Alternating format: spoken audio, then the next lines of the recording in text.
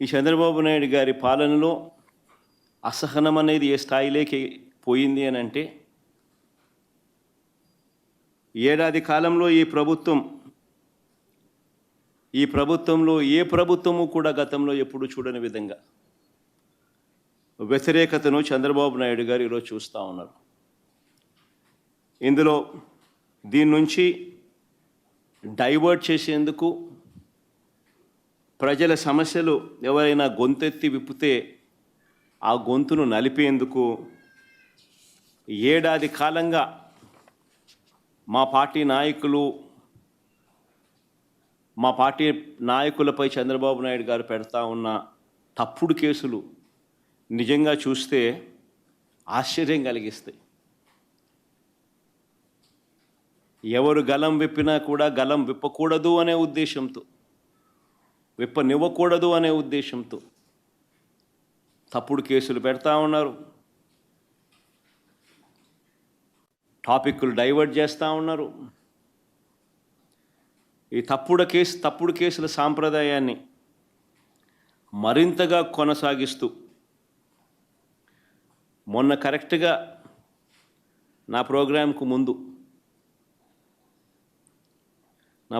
ముందు రోజున topic divert చేసేందుకు ఉపయోగపడుతుందనే ఉద్దేశం కూడా ఒక కారణం. రెండో కారణం, గొంతు నొక్కాలి ఎవరైనా కూడా తనకు వ్యతిరేకంగా మాట్లాడితే అన్న కారణం రెండోది. చెవిరెడ్డి భాస్కర్ రెడ్డిని అరెస్ట్ చేయడం నిజంగా ఆశ్చర్యం కలిగించే విషయం. అసలు భాస్కర్ని అరెస్ట్ చేసిన తీరుని చూస్తే అసలు ఇంతకుముందు మీరంతా కూడా చూస్తూ ఉన్నారు. సంవత్సరం నుంచి ఏ రోజన్నా కానీ భాస్కర్ పేరు లిక్కర్లో ఎక్కడన్నా కనిపించిందా, వినిపించిందా? ఎవడన్నా విన్నాడా? ఎవడన్నా ఎప్పుడన్నా విన్నాడా?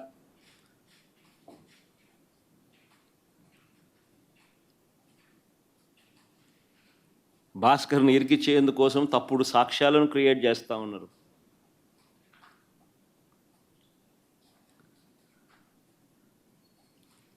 ఆశ్చర్యం కలిగించే విషయం ఏంటంటే, భాస్కర్ గన్మెన్ను అంటే పోలీస్ కానిస్టేబుల్ను పిలిచి భాస్కర్కు వ్యతిరేకంగా లిక్కర్ స్కామ్ ఏదో ఉంది అని, ఆ లిక్కర్ స్కామ్లో తాను ఏదో ఇన్వాల్వ్ అయి ఉన్నాడని, ఆ లిక్కర్ స్కామ్లో తాను డబ్బులు ఏదో ఉన్నాయని కానిస్టేబుల్తో స్టేట్మెంట్ ఇప్పించుకునే ప్రయత్నం చేస్తే, ఆ గన్మెన్ ఆ కానిస్టేబుల్ ఎవరైతే ఉన్నారో ఆ గన్మెన్ ఆ కానిస్టేబుల్ ఇలాంటి తప్పుడు స్టేట్మెంట్ నేను ఇయ్యలేను అన్నందుకు తనను కొట్టి చిత్రహింసలకు లోను చేస్తే, ఆ దెబ్బలు తిన్న కానిస్టేబుల్, సిట్టింగ్ కానిస్టేబుల్, డ్యూటీలో ఉన్న సిట్టింగ్ కానిస్టేబుల్, దెబ్బతిన్న కానిస్టేబుల్ ఏకంగా వీడియో తీసి తనకు తగిలిన దెబ్బలన్నీ చూపిస్తూ, ఆ దెబ్బలను డిస్ప్లే చేస్తూ, జరిగిన సంఘటన తాను చెబుతూ డీజీపీకి లేఖ రాసి గవర్నర్కు, ప్రెసిడెంట్ ఆఫ్ ఇండియాకు లేఖలు పంపించినాడు. కోర్టులో కేసు వేసినాడు. నిన్న ఆ కేసు హియరింగ్ కూడా వచ్చింది. ఆశ్చర్యం కలిగించే విషయం ఇదంతా నిజంగా. చెవిరెడ్డి భాస్కర్ రెడ్డి పేరు సంవత్సరంగా ఎప్పుడు చూస్తూ ఉన్నాం. ఏ రోజు కూడా కనీసం ఎప్పుడు దీంట్లోకి ఎవరు ప్రస్తావించిన కూడా లేదు. గతంలో కూడా ఎప్పుడు సడన్గా భాస్కర్ పేరు తీసుకొచ్చారు. ఇప్పుడు సడన్గా భాస్కర్ను ఇరికిచ్చేదానికోసం సడన్గా ఒక కొత్త క్యారెక్టర్, ఇంకొక కానిస్టేబుల్ ఉంది, గిరి అని ఇంకొకరిని తీసుకొచ్చినాడు. అంటే ఒకడు విన్నాడు, ఒకడు వినలా. గిరి అని ఇంకొక కానిస్టేబుల్ తీసుకొచ్చాడు. ఆయనతో గిరి అనే వ్యక్తితో భాస్కర్ మాట్లాడినాడంట. ఆబ్వియస్లీ తన దగ్గర ఉన్న గన్మెన్ ఎవడైనా కూడా మాట్లాడతాడు. ఎక్కడికి పోతున్నావు, వస్తున్నావా, ఎక్కడున్నావు, నువ్వు వస్తున్నావా, ఎప్పుడు వస్తున్నావు, ఏం చేస్తున్నావు, నేను ఇక్కడికి పోతున్నావు, నువ్వు ఎక్కడున్నావు, ఏదో మాట్లాడి ఉంటారేమో. మామూలు సహజంగానే జరుగుతాయి. మన మాదిరి అట్లీస్ట్ నా మాదిరి ఇంతమంది గన్మెన్లు ఉండరు కాబట్టి ఉండేది ఒకడికో ఇద్దరు ఒకడో ఉంటాడు కాబట్టి వీళ్ళు ఎక్కడికైనా పోయేటప్పుడు వీఐపీ పోయేటప్పుడు నువ్వేడుండవు స్వామి, నువ్వు వస్తున్నావా, వస్తే ఇద్దరం కలిసిపోదామని చెప్పి మామూలుగా ఎవడైనా మాట్లాడుకుంటారు. నేను ఆశ్చర్యం చెప్పేది ఫోన్లో మాట్లాడిన ఎక్కువసార్లు ఫోన్లో మాట్లాడినారు. అంటే నీ డ్రైవర్తో కానీ నీ ఇంట్లో ఉన్న ఎవరితో ఉన్నా కానీ నువ్వు ఎక్కువసార్లు మాట్లాడితే చాలు, అది చాలు. ఆ మనిషిని పిలుచుకొని రావడం, ఆ మనిషితో ప్రలోభాలు పెట్టడం, ఆ మనిషిని లేదా భయపెట్టడం, ఆ మనిషితో తప్పుడు స్టేట్మెంట్లు నీ ఇష్టం వచ్చినట్టుగా ఇప్పించడం, ఆ ఇప్పించిన స్టేట్మెంట్ ఆధారంగా ఈయనను అరెస్ట్ చేయడం. నిజంగా ఏం జరుగుతూ ఉంది ఇది? అదే మాదిరిగా ఇప్పించే ప్రయత్నం ఇంకొక కానిస్టేబుల్ మీద కూడా చేస్తే, ఇంకొక కానిస్టేబుల్ ఇష్టపడకపోతే ఆ మనిషిని కొట్టే స్థాయిలోకి వెళ్ళిపోతే ఆ మనిషి ఏకంగా వీడియో తీసి జరిగిందంతా చెప్పి వీడియోను లెటర్ను ఏకంగా డీజీపీకి నుంచి ప్రెసిడెంట్ ఆఫ్ ది కంట్రీకి గవర్నర్కు లేఖ రాసి కోర్టులో కేసు వేసినాడు. అంటే ఈ మాదిరిగా ఇరికియాలనుకుంటే ఎవరు తట్టుకోగలుగుతారు? ఎవరినైనా ఇరికిచ్చేసేయచ్చు. Where is the end for it?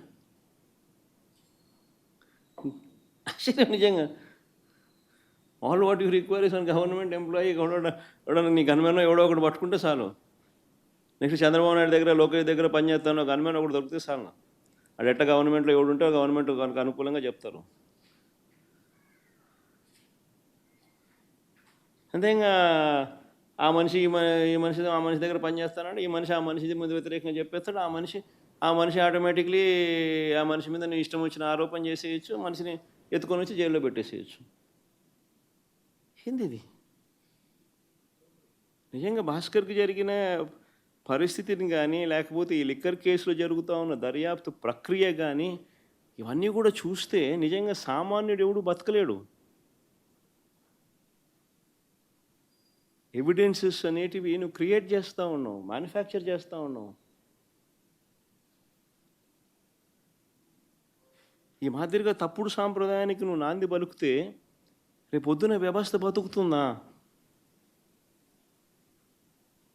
Naxalism అనేది ఇట్లాంటి దానిలో నుంచి పుడుతుంది. సామాన్యుడి మీద ఇట్లాంటి ఎవడన్నా ప్రదర్శిస్తేనే నక్సలిజం అనేది పుడుతుంది. నిజంగా రాష్ట్రాన్ని బిహార్ చేయడంలో ఎంతకన్నా గొప్ప లీడరు, గొప్ప నాయకుడు చంద్రబాబు నాయుడు కన్నా గొప్ప నాయకుడు ఎవడు ఉండడు. చివరికి ఆశ్చర్యం ఏం తెలుసా? భాస్కర్ని ఎందుకు టార్గెట్ అని అంటే చంద్రబాబు గారు సొంత కాన్స్టిట్యున్సీ. భాస్కర్ అనే వ్యక్తి కూడా కాదు, చివరికి భాస్కర్తో పాటు భాస్కర్ కొడుకును కూడా. ఆ పిల్లడు మొన్ననే పాపం చదువులు అయిపోయి చేసుకొని లండన్ నుంచి మొన్న వచ్చినాడు, చిన్నపిల్లడు. ఆ పిల్లని కూడా దీంట్లోకి ఇరికిచ్చేసినారు. అంటే చంద్రగిరి కాన్స్టిట్యున్సీలో క్లీన్ ఉండాలా, ఆయన సొంత కాన్స్టిట్యున్సీ కాబట్టి. ఏంది ఇది? నాకు అర్థం కాదు. సొంత కాన్స్టిట్యున్సీలో గెలవలేని వ్యక్తి ఇక్కడ 17,000తో ఓడిపోతే, చంద్రగిరిలో ప్రజలు తంతే చంద్రబాబు నాయుడిని 17,000తో ఓడిస్తే కుప్పంకు పోయినాడు.